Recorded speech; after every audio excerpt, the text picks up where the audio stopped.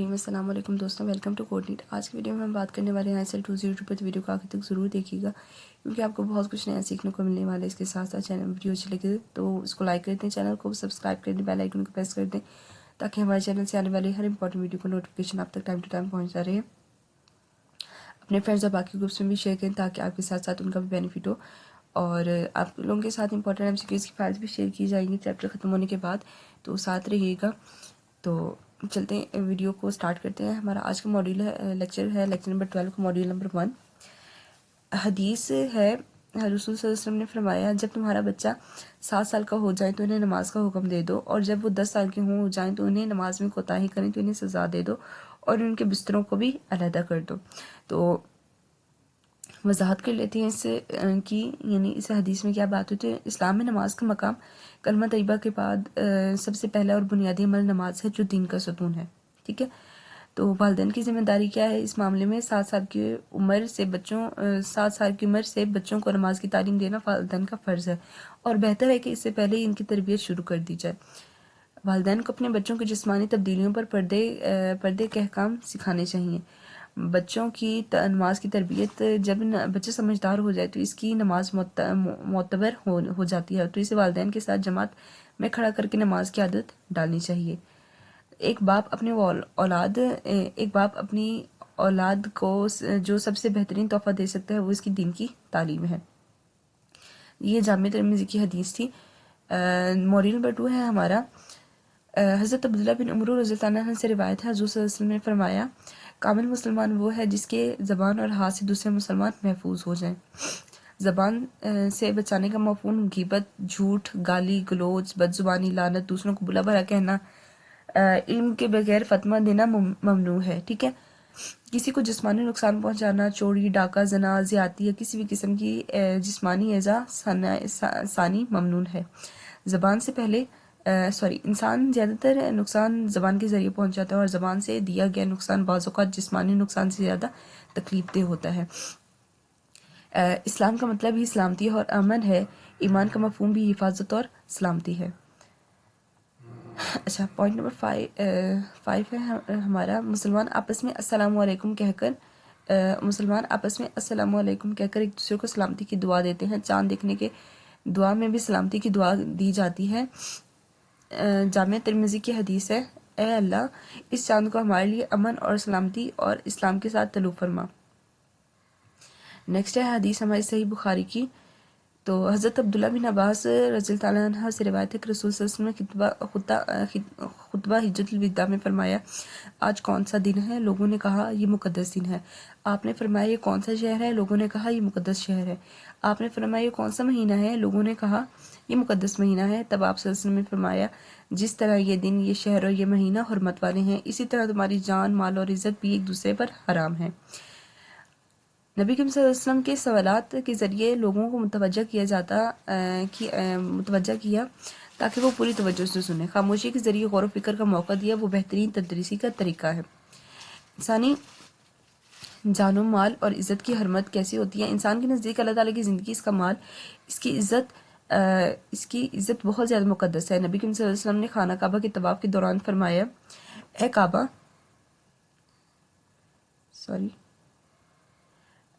काबा तो कितना अजीम है, लेकिन अल्लाह के नज़दीक एक मोमिन की जान, माल और इज़्ज़त भी तुझ पर ज़्यादा मुक़द्दस है। तो यहाँ पर ये मॉड्यूल ख़त्म। नेक्स्ट हमारी हदीस है, हज़रत जाबिर बिन रज़ियल्लाहु अन्हु से रिवायत है कि रसूल सल्लल्लाहु अलैहि वसल्लम ने फरमाया, जालिम से बचो क्योंकि जुल्म क़यामत के दिन अंधेरों का सबब बनेगा, और बुखल से बचो क्योंकि बुखल ने तुमसे पहले लोगों को हलाक किया था, जिसकी वजह से उन्होंने एक दूसरे का खून बहा और हराम चीज़ों को हलाल समझ लिया। अच्छा, जुल्म करने वाला क़यामत के दिन अंधेरों में होगा और जालिमों के लिए कोई रोशनी की हिदायत नहीं होगी। बुखल इंसान को जुल्म पर आमादा करता है, क्योंकि जब कोई शख्स दूसरे शख्स के माल पर कब्जा करना चाहता है तो वो नाइंसाफ़ी करता है। बुखल की वजह से लोग एक दूसरे पर जुल्म करते हैं, कत्ल व गारत करते हैं और हराम चीज़ों को हलाल करार देने लग जाते हैं। 7 साल की उम्र में नमाज की तरबियत देना और 10 साल की उम्र में सख्ती करना वालिदैन की जिम्मेदारी है। मुकम्मल इस्लाम मुसलमान वही है जिससे दूसरे महफूज रहें। ہجرت الوداع میں نبی کریم صلی اللہ علیہ وسلم نے حرمت جان، مال اور عزت کا اعلان کیا جو اسلام کے بنیادی اصولوں میں سے ہیں۔ ظلم قیامت کے دن تاریکی کا سب سے بڑا سبب بنے گا۔ ظلم قیامت کے دن تاریکی کا سبب بنے گا جبکہ بخل لوگوں کو باہمی دشمنی میں مبتلا کر دیتا ہے۔ یہ حدیث ہمیں یہ سکھاتی ہے کہ ایک اچھا مسلمان وہ ہے جو خود بھی نیک ہو اور دوسروں کو بھی نقصان نہ پہنچائے۔ اسلامی تعلیمات پر عمل کرنے سے معاشرے میں عدل، امن اور بھائی چارے کا فروغ حاصل ہوتا ہے۔ ماڈیول نمبر 3، تو ہم سٹارٹ کرتے ہیں ماڈیول نمبر 3۔ حضرت ابو سعید خضری رضی اللہ عنہ روایت کرتے ہیں، رسول صلی اللہ علیہ وآلہ وسلم نے فرمایا، جب تم میں سے کوئی کسی برائی کو دیکھو تو اسے ہاتھ سے روک دے، اگر ہاتھ کی طاقت نہ رکھتے ہو تو زبان سے روک دے، اگر اس کی بھی طاقت نہ رکھتے ہو دل میں برا جانے، اور یہ ایمان کا سب سے کمزور درجہ ہے۔ اسلام ایک سماجی دین ہے۔ دین اسلام میں امر بالمعروف و نہی عن المنکر یعنی اچھائی کا حکم دینا اور برائی سے روکنا ایک بنیادی اصول ہے۔ اس کے بعد اگر برائی کو نہ روکا جائے تو پورا معاشرہ اس میں مبتلا ہو جاتا ہے۔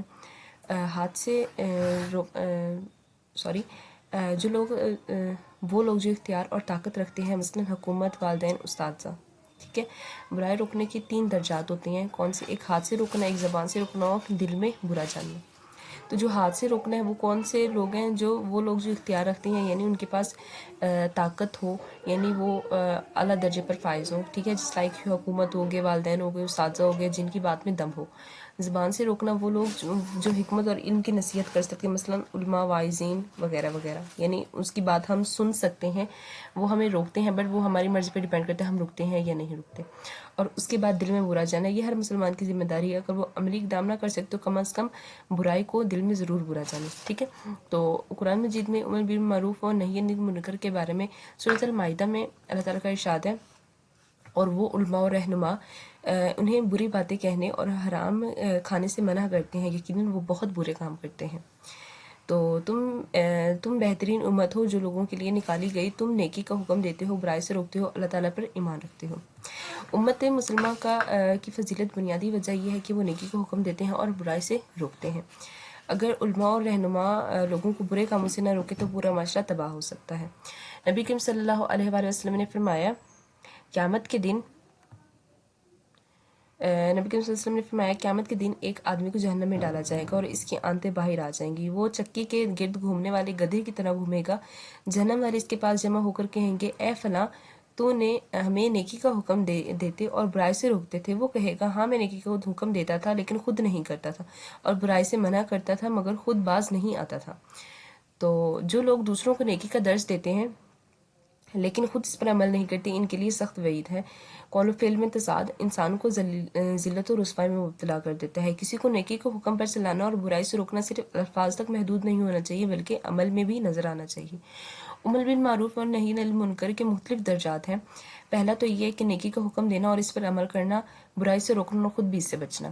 دوسرا ہے یہ سب سے بہترین جو حالت ہے، ٹھیک ہے۔ اور دوسرا ہے نیکی کرنا مگر دوسروں کو اس کا حکم نہ دینا، برائی سے بچنا مگر دوسروں کو نہیں روکنا، یہ کوتاہی ہے مگر منافقت نہیں ہے۔ تیسرا ہمارا پوائنٹ ہے دوسروں کو نیکی کا حکم دینا مگر خود اس پر عمل نہ کرنا، دوسروں کو برائی سے روکنا مگر خود اس سے نہ بچنا، یہ قابل مذمت عمل اور منافقت ہے۔ نہ خود نیکی کرنا اور نہ دوسروں کو اس کا حکم دینا، نہ خود برائی سے بچنا اور نہ ہی دوسروں کو اس سے روکنا، یہ گناہ گاروں کا رویہ ہے اور انتہائی نقصان دہ ہے۔ پوائنٹ نمبر 5 ہے ہمارا نیکی سے روکنا اور بلائی کی ترغیب دینا، خود بھی برے کام کرنا اور دوسروں کو بھی اس پر ابھارنا، یہ بدترین حالت ہے اور جہنم میں لے جانے والا عمل ہے۔ نیکی کا حکم کرنا اور برائی سے روکنا ہر مسلمان کی ذمہ داری ہے۔ اگر کسی میں برائی کو ہاتھ سے روکنے کی طاقت نہ ہو تو کم از کم زبان سے نصیحت کرے، اگر زبان سے نصیحت کرنے کی استطاعت بھی نہ رکھتے ہو تو کم از کم دل میں برائی کو برا سمجھے، لیکن یہ ایمان کا کمزور ترین درجہ ہے۔ قول و فعل میں تضاد منافقت اور اس کا انجام جہنم میں سخت عذاب ہے۔ امت مسلمہ کی فضیلت اسی میں ہے کہ وہ بھلائی کا حکم دے اور اس سے روکے۔ یہ حدیث ہمیں سکھاتی ہے کہ ایک سچا مسلمان وہ ہے صرف جو دوسروں کو نصیحت نہیں کرتا بلکہ خود بھی نیکیوں پر عمل کرتا ہے اور برائی سے بچتا ہے۔ اسلام صرف الفاظ کا دین نہیں بلکہ عمل کا دین بھی ہے۔ تو یہ حضرت عبداللہ بن مسعود رضی اللہ عنہ روایت کرتے ہیں کہ نبی کریم صلی اللہ علیہ وسلم نے فرمایا، قیامت کے دن آدمی کے قدم اس کے رب کے سامنے سے نہیں ہٹیں گے جب تک کہ اس سے 5 چیزوں کے بارے میں سوال نہ کیا جائے۔ پہلا سوال پہلا سوال یہ ہوگا کہ اس کی زندگی کے بارے میں کہ اسے کیسے گزارا، دوسرا اس کی جوانی کے بارے میں کہ کن کاموں میں لگایا، تیسرا اس کے مال کے بارے میں کہ اسے کہاں لگایا، کہ اسے کہاں سے کمایا اور کہاں خرچ کیا، اور اس کے علم کے بارے میں کہ اس پر کتنا عمل کیا. ٹھیک ہے، یہ زندگی کا ایک امتحان ہے. یہ حدیث میں زندگی کے بارے میں غور و فکر کرنے کی دعوت دیتی ہے. قرآن کریم میں بھی فرمایا گیا ہے اور میں نے جن اور انسان کو اپنی عبادت کے لیے پیدا کیا ہے. جوانی کے جو لمحات ہوتے ہیں، جوانی کا زمانہ سب سے قیمتی وقت ہوتا ہے. یہ اللہ تعالیٰ کی عبادت اور نیکی کے کاموں میں گزارا، یہ غفلت اور گناہوں میں ضائع کر دیا. مال کہاں سے حاصل کیا، جو تیسرا ہے ہمارا پوائنٹ، وہ مال کہاں سے خرچ کیا اور کہاں سے کمایا.